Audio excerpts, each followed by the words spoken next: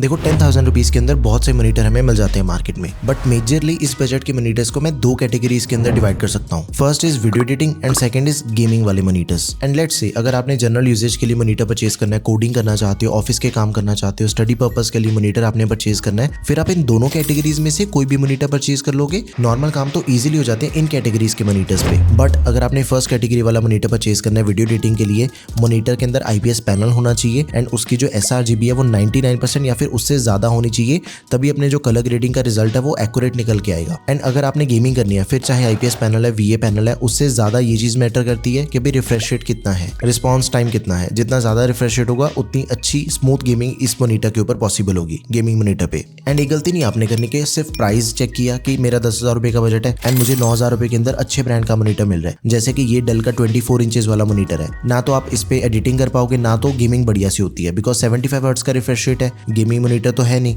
And VA panel दिया गया तो एडिटिंग के लिए मैं VA पैनल भी रिकमेंड नहीं करता। तो ऐसे मॉनिटर्स नहीं बाय करने। वीडियो में दो पार्ट के अंदर डिवाइड कर रहा हूँ, एडिटिंग एंड गेमिंग वाले मॉनिटर्स। जनरल यूजेज के लिए जो भी मॉनिटर बढ़िया लगे दोनों में से किसी को भी परचेज कर लेना। सबसे पहले अगर आपने एडिटिंग करनी है, फिर आपने डेल के इस वाले मॉडल को परचेज करना है। डेल SE सीरीज का 27 इंचेस मॉनिटर है ये। एक चीज का ध्यान रखना है, ये दो डिस्प्ले साइज के अंदर में मिल जाएगा, 24 इंचेस एंड 27 इंचेस। जो 27 इंचेस का प्राइस है वो है 10,000 रुपए एंड 24 इंचेस वाला हमें मिल जाएगा सिर्फ 9,000 रुपए के अंदर। तो इन दोनों में से कौन सा परचेज करना है ये आप अपनी रिक्वायरमेंट के अकॉर्डिंग देख सकते हो। 100% sRGB वाली डिस्प्ले मिल जाती है, मतलब कि इसके जो कलर्स हैं वो बहुत ही रियल दिखते हैं। IPS पैनल दिया गया है, एडिटिंग के लिए एकदम ही परफेक्ट है। एंड इसका IPS पैनल ही 100% sRGB वाला है, तो बहुत ही बड़ा प्लस पॉइंट है। जो भी आप थंबनेल्स बनाओगे, YouTube videos, Instagram reels edit करना चाहते हो ना, जो कलर ग्रेडिंग वाले काम है वो बहुत ही नेचुरल एंड रियलिस्टिक नजर आते हैं। अगर IPS पैनल ना होता या फिर 100% sRGB ना होती तो जो कलर्स है ना वो ओवर सैचुरेटेड भी हो सकते हैं, वॉश आउट लुक के अंदर भी मिल सकते हैं, जो चीप मॉनिटर्स के अंदर हमें कॉमन इशू देखने को मिल जाता है। तो वीडियो एडिटिंग के अंदर एज सच इसके अंदर तो कोई दिक्कत नहीं मिलेगी, एकदम ही परफेक्ट है ये मॉनिटर। 27 इंचेस का डिस्प्ले साइज है, तो वाइड टाइमलाइन होती है। प्रीमियर प्रो चलाना है, DaVinci Resolve पे काम करना चाहते हो, मैक यूज करना चाहते हो, FCP पे काम करना है आपने, जूम इन जूम आउट सब कुछ इस पे कर सकते हो। कट्स, लेयर्स, ऑडियो ट्रैक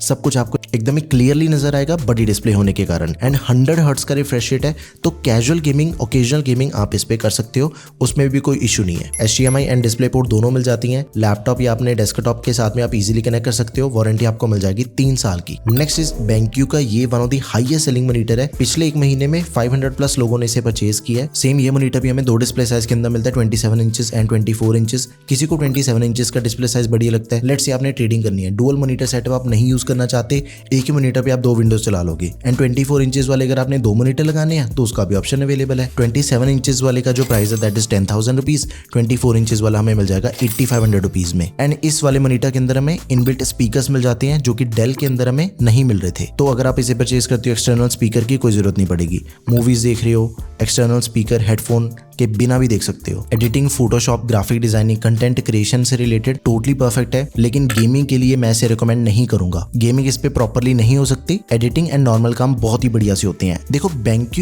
बहुत सालों से मैं अपने स्टूडियो के अंदर यूज कर रहा हूँ। मेरे स्टूडियो के अंदर कम से कम 3 से 4 मॉनिटर्स BenQ के हैं। 4 साल तो मुझे यूज करते हुए हो गए। एंड एडिटिंग के टाइम पे जो व्यूइंग एंगल्स हमें इसके अंदर मिल जाते हैं, जो डेप्थ मिल जाती है, जो रियलिस्टिक कलर्स मिलती है ना, वो अनबीटेबल है। रिफ्लेक्शन का कोई इशू नहीं है। एंटी ग्लेयर डिस्प्ले दे रखी है एंड इसके अंदर हमें डेल से ज्यादा पोर्ट्स मिल जाती हैं। 2 HDMI पोर्ट्स हैं, एक DB पोर्ट दे रखी है, ऑडियो आउटपुट की पोर्ट भी मिल जाएगी एंड वारंटी दे रखी है 3 साल की। देखो अभी तक की वीडियो के अंदर हमने जो दो मॉनिटर्स चेक करे ना, वो दोनों एडिटिंग के लिए तो ठीक है, गेमिंग इन दोनों पे पॉसिबल नहीं है। लेकिन ये जो एसर का नाइट्रो सीरीज का मॉनिटर है ना, ये गेमिंग एंड एडिटिंग दोनों बेस्ट करवा देता है। बिकॉज 27 इंचेस का डिस्प्ले साइज है, 10,000 रुपीज के अंदर आपको मिल जाएगा। Full HD IPS anti glare display दे रखी है। AMD FreeSync को भी सपोर्ट करता है। इसके साथ क्या चीज होती है कि जो भी स्क्रीन टीयरिंग का इशू होता है, स्टटर की प्रॉब्लम होती है, वो बिल्कुल नहीं मिलेगी आपको। एंड 0.5 मिलीसेकंड रिस्पॉन्स टाइम है, 200 हर्ट्ज के रिफ्रेश रेट के साथ। तो गेमिंग तो देखो सॉर्टेड है इसमें। एंड Asia 10 की सपोर्ट के साथ ही 99% sRGB है। गेमिंग या फिर मूवीज देखने के टाइम पे जो इसका डिस्प्ले का एक्सपीरियंस है वो बहुत ही तगड़ा है। इनबिल्ट स्पीकर्स भी मिल जाते हैं, 2 वॉट के 2 स्पीकर्स दे रखे हैं। एक्सटर्नल स्पीकर्स का खर्चा भी बच गया अपना। पोर्ट्स इसके अंदर मिल जाती हैं, 2 HDMI, DP port, headphone jack, ये सब कुछ मिल जाएगा। तो चाहे आपने कोडिंग करनी है, गेमिंग करना चाहते हो, एडिटिंग करना चाहते हो, आराम से कोई दिक्कत नहीं आती। हर एक चीज के लिए एकदम ही परफेक्ट है। 200 हर्ट्ज का रिफ्रेश रिफ्रेश रेट है, गो फॉर इट। एंड उसके बाद 24 इंचेस के डिस्प्ले साइज के अंदर LG का अल्ट्रा गियर गेमिंग मॉनिटर हमें मिल जाता है। कॉम्पिटिटिव अगर आपने गेमिंग करनी है तो एकदम ही परफेक्ट डिस्प्ले साइज वाला ये मॉनिटर है। इसका प्राइस अराउंड 10,500 रुपए से लेकर 11,000 रुपए तक के बीच में रहता है। बिल्कुल ही गेमिंग वाला डिजाइन है। 180 हर्ट्ज का रिफ्रेश रेट है। वैलोरेंट, CS2, फोर्टनाइट जैसी गेम्स होती है ना, वो एकदम ही स्मूथ एक्सपीरियंस मिलता है। 1 मिलीसेकंड रिस्पॉन्स टाइम है।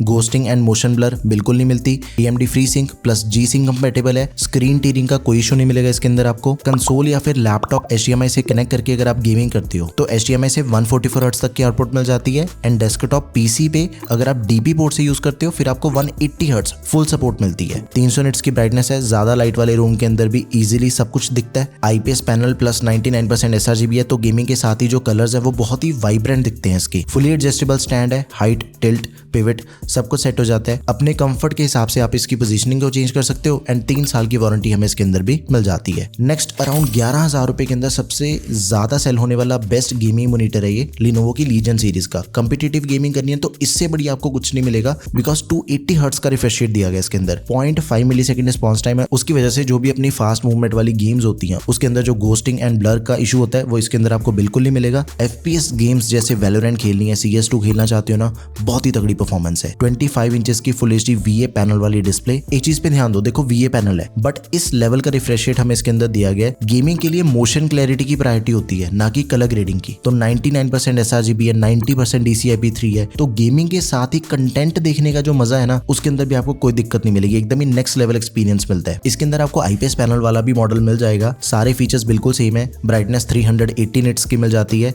मतलब ब्राइट रूम के हिसाब से विजिबिलिटी एकदम ही परफेक्ट। डार्क सीन्स गेमिंग में इजीली एकदम ही बढ़िया दिखते हैं, कोई दिक्कत नहीं है। सारी गेम्स आप इस पे खेल सकते हो। कंपिटिटिव गेमिंग करो चाहे जो मर्जी। 3 साल की वारंटी दे रखी है। ऑल इन ऑल सबसे बेस्ट मॉनिटर है ये। अगर आपने IPS पैनल वाला परचेज करना तो उसका भी लिंक मैं डिस्क्रिप्शन बॉक्स में ऐड कर दूंगा। 10,000-10,500 रुपए के अंदर हमें वो मिल जाएगा। Now last monitor is Acer का प्रेडेटर। भाई 320 हर्ट्ज का रिफ्रेश रेट दिया गया है, मतलब इससे बढ़िया क्या एक्सपेक्ट कर सकते हो आप। इसे परचेज करने के लिए हमें अपना बजट 3-4 हज़ार रुपए और बढ़ाना पड़ेगा, लेकिन भाई एकदम टॉप की चीज परचेज कर लोगे आप। जितनी भी AAA टाइटल वाली गेम्स है, ई स्पोर्ट वाली गेम्स है, कॉम्पिटिटिव गेम्स है, Valorant, counter strike 2, Overwatch 2, apex legend, call of duty Warzone, Doom eternal, battlefield होगी, रेजिडेंट इविल 4 रीमेक हो गया, ये सारी गेम्स इस मॉनिटर पे सबसे बेस्ट परफॉर्मेंस निकाल के देती हैं। अराउंड 3,000 रुपए के अंदर मिलेगा। 25 इंचेस का डिस्प्ले साइज है। Full HD IPS display, 1 millisecond response time है इसका। Ghosting and motion blur almost 0। HDR 10 की सपोर्ट है। 99% sRGB है। कंटेंट वॉचिंग के साथ ही एडिटिंग दोनों चीजें हो जाएंगी। 3 साल की वारंटी मिल जाती है। इनबिल्ट स्पीकर्स भी दे रखे अंदर एंड सारे एडजस्टमेंट्स को भी ये सपोर्ट करता है। 2 HDMI पोर्ट्स हैं, एक DP पोर्ट है। DP पोर्ट पे हमें फुल 320 हर्ट्ज मिलते हैं, तो आप इसे तो जरूर कंसिडर करो। तो ये थे सबसे बढ़िया मॉनिटर्स जो कि हमें 10,000 रुपीज के अंदर मिल जाते हैं। मेक श्योर अगर आपने 2026 के अंदर कोई भी मॉनिटर परचेज करना है, बीट, कैजुअल, गेमिंग, एडिटिंग, इनमें से किसी को परचेज करना, because these are the latest and सबसे ज्यादा सालों साल चलने वाले मॉनिटर्स हैं। अगर आपकी कोई भी क्वेरी है किसी भी मॉनिटर से related, let me know in the comment section. That's all for this video guys. Thank you for watching the video. Peace out.